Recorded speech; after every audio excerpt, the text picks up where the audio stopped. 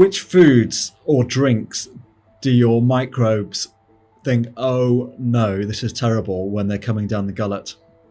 Oh gosh. Well, I would start with processed foods.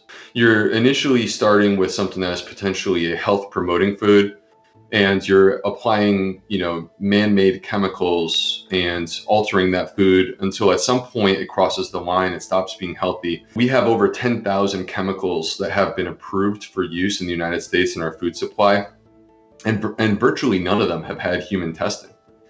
And the ones that have had human testing, we're talking about, they fed it to humans for a week and they were still alive, so we're good.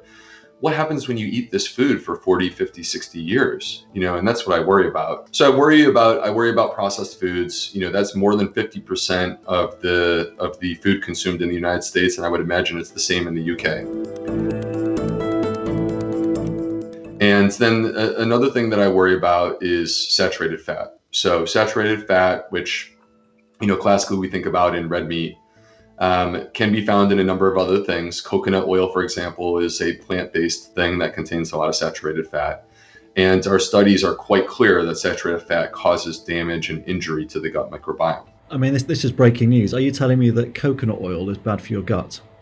Coconut oil is bad for your gut. There's no question about that. It's extremely high saturated fat content. Is olive oil different? We should not be striving to get more oil in our life. You have to understand how calorie dense oil is.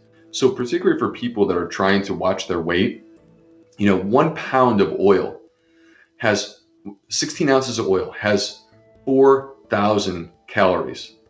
4,000 calories. If you take the same weight of kale, it's 100 calories.